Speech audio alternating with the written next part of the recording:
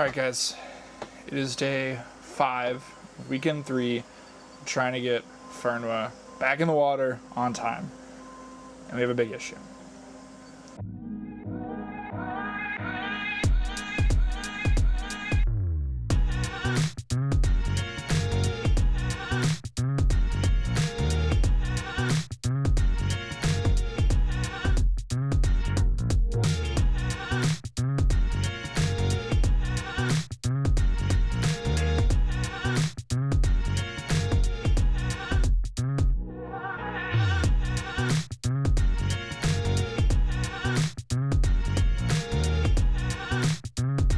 Yesterday, I didn't come out of the boat. I was trying to wrap up stuff to get ready for the work week. And Kelsey called me, and we knew we had some issues with some of our Thru-Hulls, but our engine raw water in just functionally sheared itself. I just went to test out the new handle, excuse me, and make sure that it was all good, and it was super loose. And seacocks, like, no matter how new they are, no matter how much you exercise them, they're supposed to have at least some amount of resistance. Like, you shouldn't be able to just, like, throw a handle with no force whatsoever. But that was the case. I mean, I could basically push it with, like, my pinky, and it would move.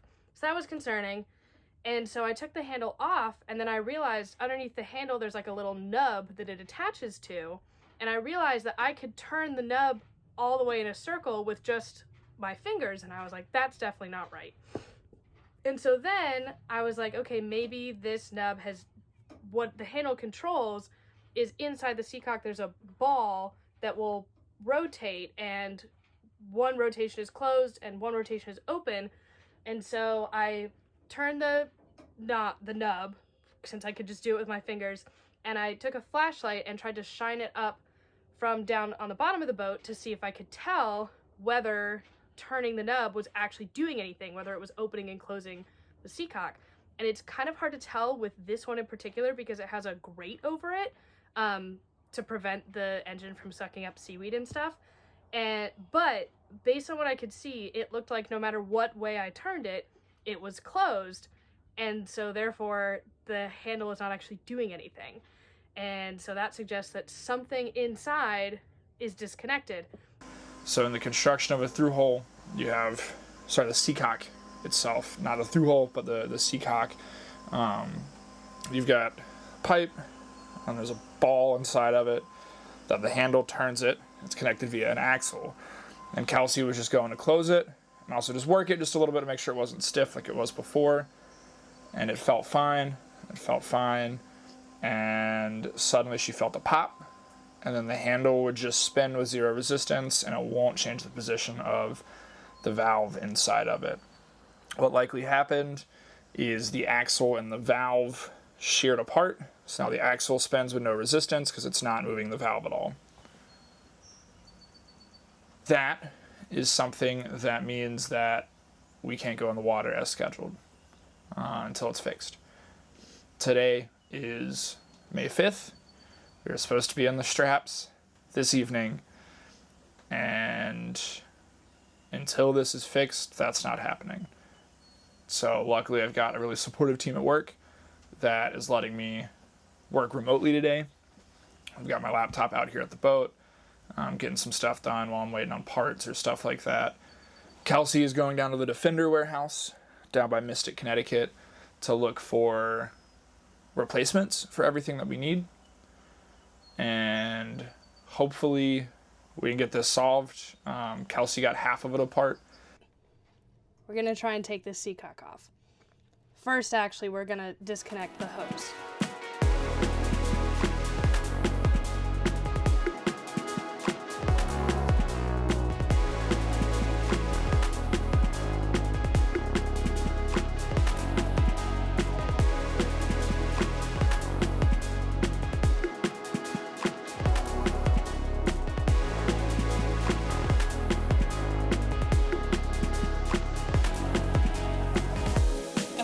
Hose would not come off, but it was starting to twist, so it's close.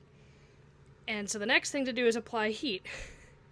Obviously, I don't want to use a blowtorch in the engine compartment. We have a heat gun that would work really great for this purpose, but it's at home. But this cabin heater was still on board, so I have set it to high and have aimed it directly at the hose, and we're going to give it a few minutes and see if that will expand it enough that I can get it off. Okay, so I got the hose off, which I'm honestly kind of shocked by. Thank you, West Marine cabin heater. But the bad news is that our hypothesis has been confirmed. So you can see inside the seacock, that silver part is the ball of the ball valve. And because you can see it, that means it's closed. Now, when I turn the handle, it's supposed to move. Clearly, it is not. So, something has gone awry here. And that means that the next step will be to remove the seacock itself. Yay!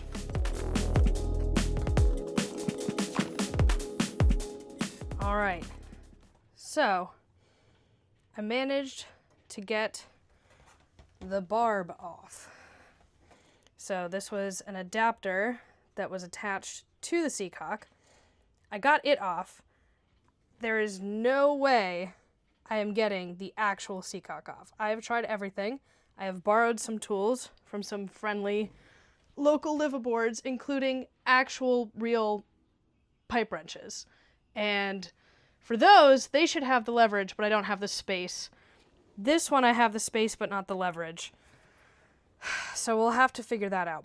The bad news is if you look really closely at this, I don't know how well you can see the color. I'll try and hold up to the light. But these spots are pink, and the threads are pink. And what that means is that this is brass, and that probably is brass too. I can already see some pink in it. So that could have something to do with why it failed.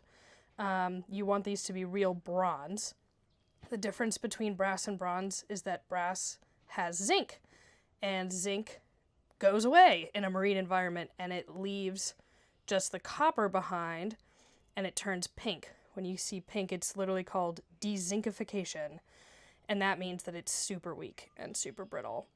Because of how tight the space is, she was not able to get the actual seacock off. That is what I am here today to try and do without damaging it. Really, if it gets damaged, the seacock's damaged, that's fine. I just can't damage the through-hull underneath it. So hopefully it's not super hard. Hopefully it was just a leverage thing, and because I'm taller, longer arms, I can get slightly better leverage in the space.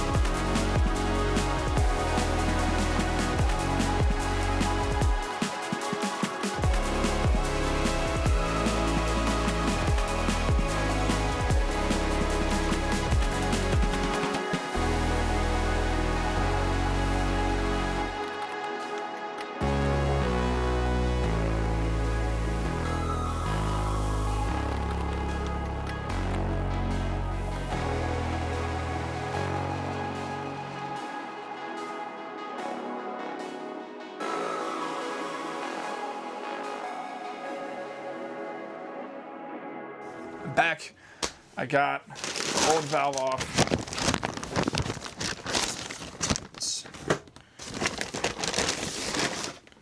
Right here. As you guys can see, it was so degraded it just cracked. Right there, that long crack going down the middle. I also warped the heck out of it, trying to get it off, and where I warped it is where it cracked underneath. So, went to West Marine. Kelsey went to Defender down in Connecticut. Don't put all your eggs in one basket. Maybe Defenders is ever so slightly not right. I also got Off Fresh Seacock. It's a Greco. Luckily, it seems like the boat has been transitioned at some point to American. Or these are just not NPT. NPT means that the threads are tapered and get tighter the further in you get. The Greco adapter tailpipe, as it is called, this guy, threaded straight into the old one, which means either these aren't NPT or it has been transitioned at some point to the non-European but older American style, question mark. That's a Kelsey. It is. So she has all the stuff from Defender. She can actually hand it to me, and I could show you guys what we got at Defender as well. Oh, man. I don't know if you guys could hear that, but Kelsey just saw the state of the boat and went, oh man, because I've ripped up floorboards, and as I showed you guys earlier. So it appears we got the same valve. But hey, we got the same valve, but that's fine. Now we have two of them in case anything happens to the other.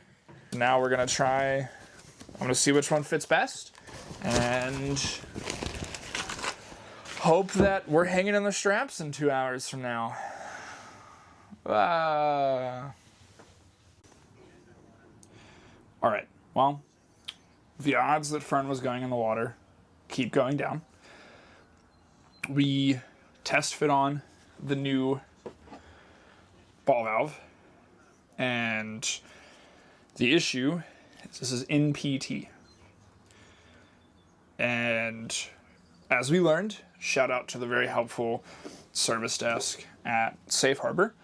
Not only is it not NPT, which what that means is it gets tapered. And so I was wrong earlier. Actually, what the taper is instead of the threads getting tighter, the hole gets slightly smaller as it goes down. That's NPT. NPS is straight, no taper, clean all the way through. But what we have is the British standard. I do believe it's BPPV. And that is because the boat is a European boat. This is something we never dealt with. And naturally, who keeps BPPV valves on the shelves? Nobody. So we are resorting to replacing the whole Thru-Hull.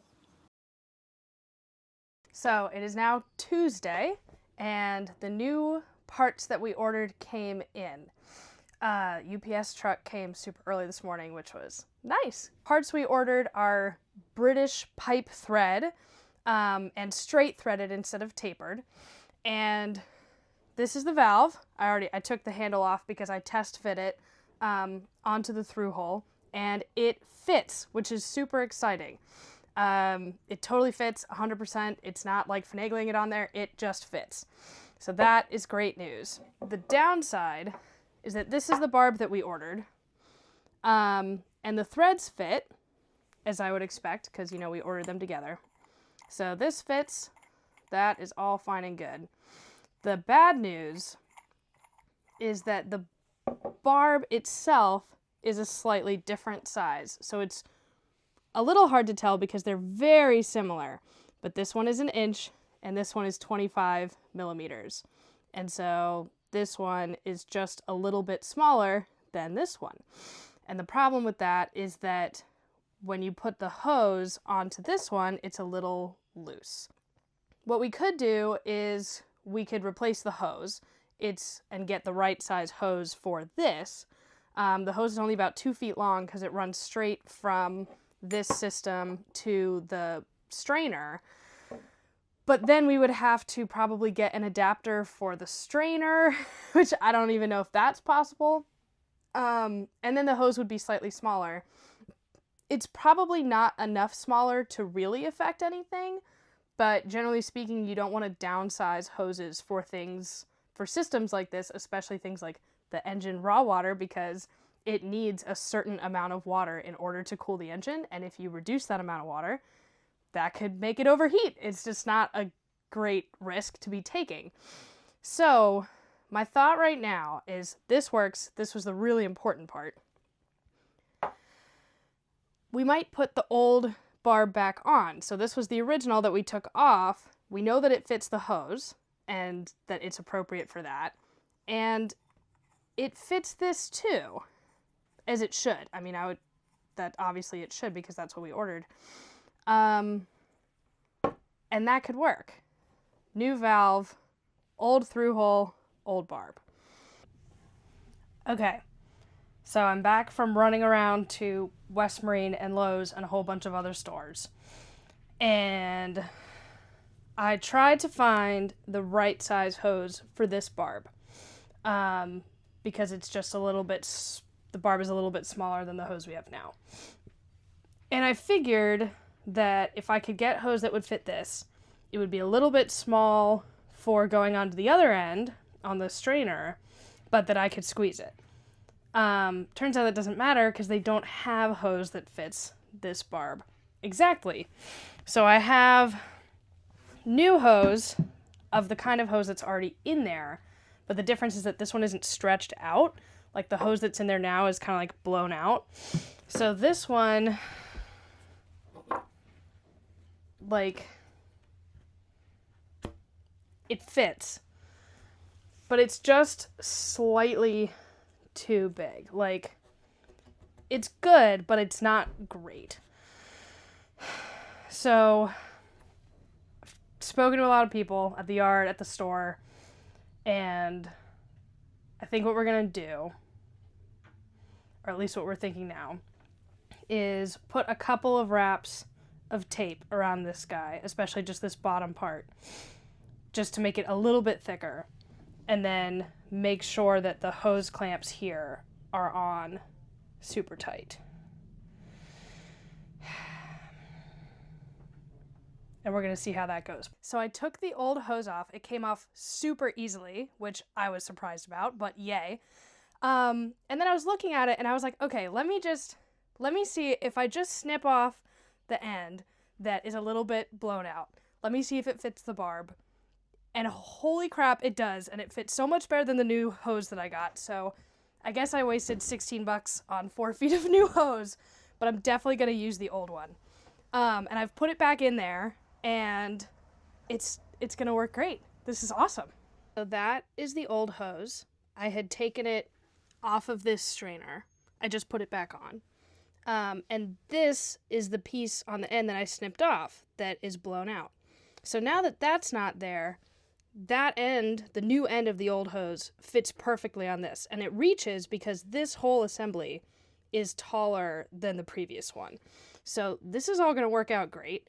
All I have to do now, I have to put the hose clamp back on this end. I have to put thread sealant on all of the different threading components down there because they're straight and not tapered. The thread sealant is just a good idea. And then reconnect that hose onto the barb with hose clamps, and that should be it. Oh, and put the handle back on. Definitely need to do that.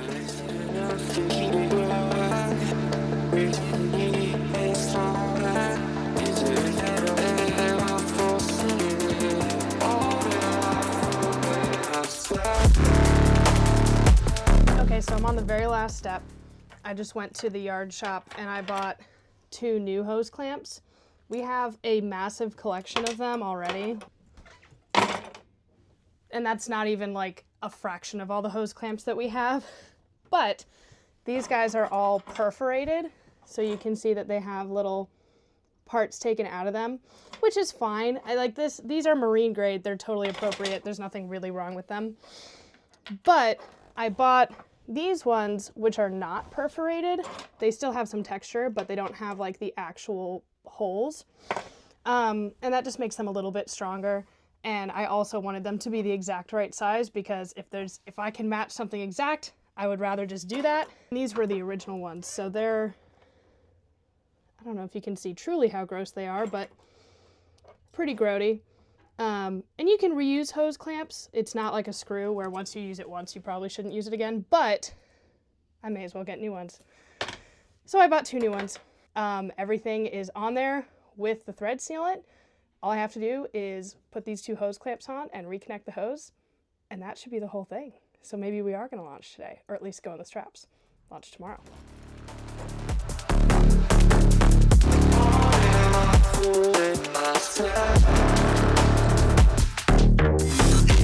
You have a functioning seacock. You have a functioning valve. All right, let me show you. There it is. In all of its glory. Fully connected. Everything back in its place.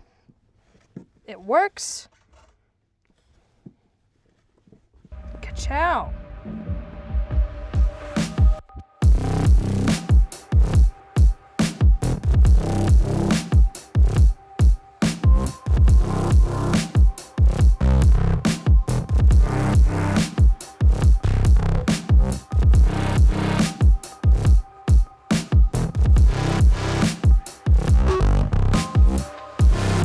We did it.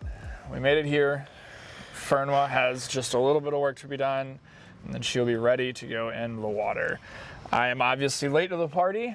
I just showed up. I got a little held up with work today, but Kelsey held it down, and Cody was super flexible with the timing. Yes, thank you, Cody. And so Kelsey managed to get everything fixed this morning that needed to be fixed with that seacock and ball valve. So today we are finishing up painting where the stands were and cleaning up the bottom of the keel, and then tomorrow morning at 8 a.m. sharp. 16 hours she will be in the water ready to start the season. Well, I'm currently not doing anything except for making sure I didn't get paint on my hat and hiding under the boat because it just decided it wanted to start dumping rain out of nowhere while I was just looking for an outlet.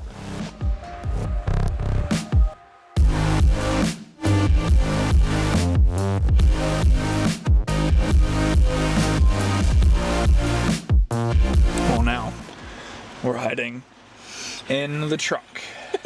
It lightened up for just a second. We made it to the truck, and it has decided to start dumping again.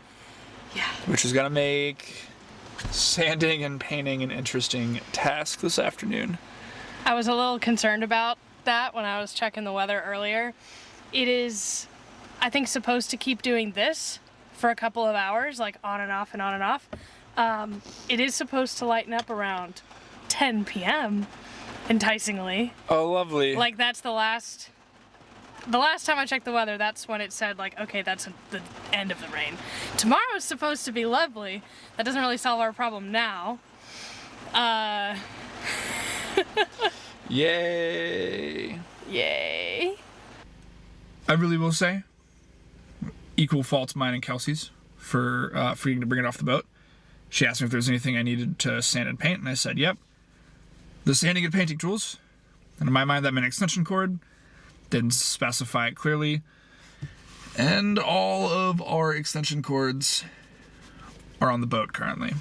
And some of you guys might be thinking, why don't you just climb onto the boat? Well, you see, you're not supposed to climb on boats when they're on the straps. Even though we've got some stands under us, it's still really unsafe. Definitely not something we want to be doing, especially in this weather. Rainy, a little breezy. So I'm gonna run to the local hardware store. Hope they have heavy duty 50-foot outdoor extension cords. I know it sounds like a weird thing to have to hope that a hardware store has outdoor extension cords, but you'd be shocked how understocked some of the ones in this area can be. I went to the hardware store, but I did not get an extension cord. I got a new tool instead, and it is the Milwaukee Random Orbital Sander. So let's see what Kelsey's reaction is. Kelsey! I didn't get an extension cord. I got a new tool! Guys, she's thrilled. Look at her. She's thrilled.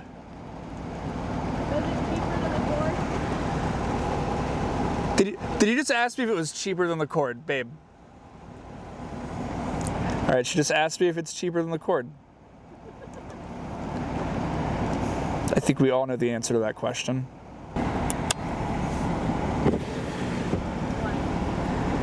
But you still love me. That's what matters.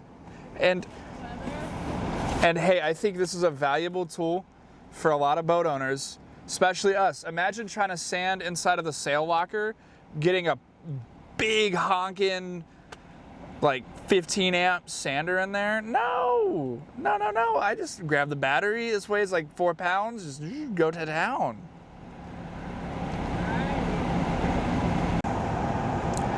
I think she approves. She might not seem like it, but I think she approves. I think, unfortunately, we are at an impasse for today.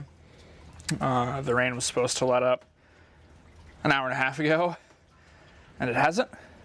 So I don't think we're gonna get any painting done. Although this is looking pretty dry. I might be able to get some of these spots done. But I got everything sanded. My shoulder is killing me. Even with the orbital sander laying upside down, just there's not a lot of space, so elbow was a fulcrum, just jamming it in. Hurting my elbow and my shoulder, but got the barnacles, the rust flakes, all that cleaned off the bottom. There is a little bit of peeling base coat between, like what we used to use on Little Wing, like a Americoat or something like that. That's a base coat between the metal and your ablative paint, because your ablative paint has metal in it, and if you put two dissimilar metals, it can cause galvanic corrosion. But it's not bad enough to really be concerned about, especially because next year we're gonna take the boat out and do the whole thing again, and at that point we know it exists. It's in our head. We can really fix it next year. But I got all the stand spots sanded. I got everything rinsed off, so there's no more dust. Because despite it being wet and it being a lot of wet sanding, there was a ton of dust produced. And I got a nice gradient on everything, except for one of the aft ones, because it was where there was already a lot of flaking going on. So when we do get it painted, it'll just be a nice, smooth transition. I also discovered that some of the spots we were chipping away, it was good that we did, because this paint is a week old and it was already bubbled up and coming apart in a spot where it had previously been shipping and we hadn't picked it out all the way. Tisk. Yeah, I saw one of those on the other side, so we'll do that. We'll get those spots tomorrow too. I can do those real quick before we head out. Mm-hmm. But I am thoroughly soaked right now, head to toe at this point. I guess honestly not from like here up, which is weird, but everything, my arms, my legs, my torso, my back. But I think we're gonna call it for today. Gonna clean up these last couple spots and then probably be out here at like 6 o'clock in the morning, so the boat's going on the water at 8. And if we're out here at like 6-ish, that'll give us enough time to get at least one coat in all these spots, which it's not ideal, but one coat's better than no coats. We could come out at 5 and maybe do 2 coats. Cut at 4 if you want to do 2 coats, because the weather. Ugh. Yeah, because it'll be too cold. Guys, so it is 11:10 p.m. the night before Fern was going in the water. I'd be wondering, what the hell are you doing out here? You'd be wondering why I'm wearing white Air Forces to do boat work. You might be wondering many other things, but the simple answer is I'm here to paint the bottom of the keel. After closer review of the paint status sheet, it is not like a lot of other ablative coats, and because it's a mixed ablative and hard coat, it needs about 8 hours before it goes in the water. A lot of non-combinations need 20 minutes. And so we were gonna do it in the morning originally. We were gonna get out here like 6:30, get it painted, cleaned up, and be ready well before the 8 o'clock splash time. But we realized at dinner tonight that is not gonna work. I am done painting the rest of Fernweh. It was 11:40. It took me half an hour. Not bad. Shockingly faster than I expected. And I'm gonna pack up, get the paint can sealed up, get the trash properly disposed of, and head out for the night. Because I still have to go back, shower, and be back out here by 6:30, 6:45 in the morning. So we will see you guys then.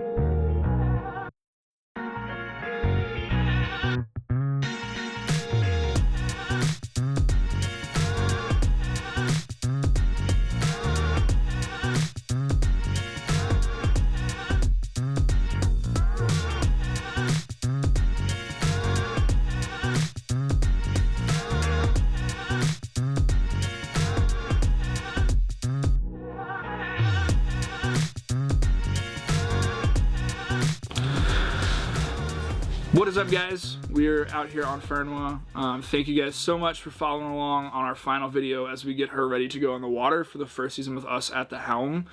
With that, we just wanted to take a minute and say we greatly appreciate you guys, but we're dialing it back a little bit. So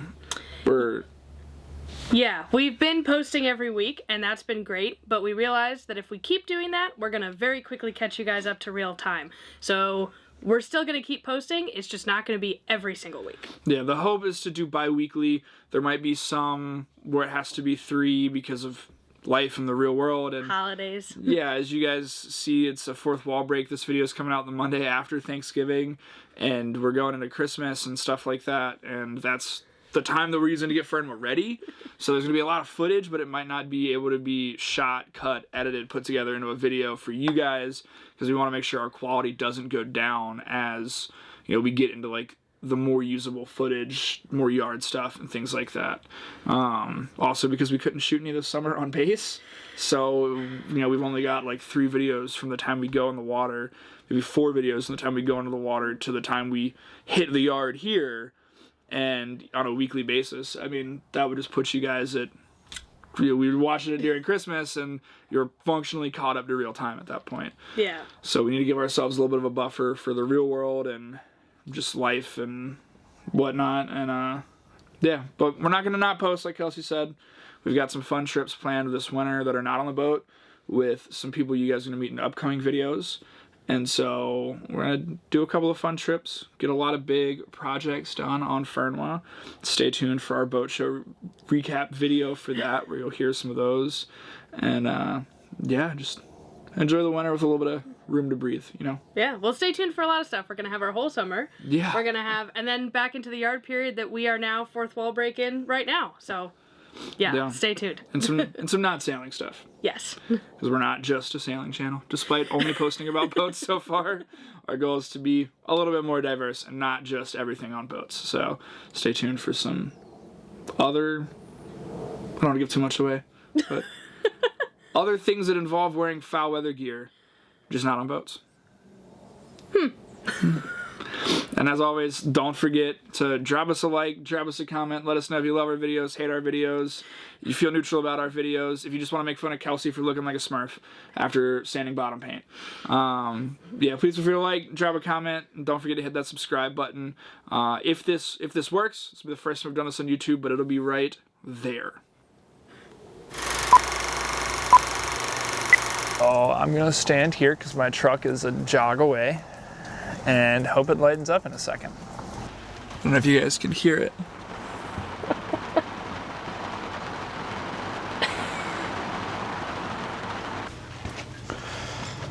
Alright guys, I'm done. It's 12. I keep hearing weird noises. I don't know if it's just because it's 11:40. Or maybe there'll be a news article about me in the morning, who knows?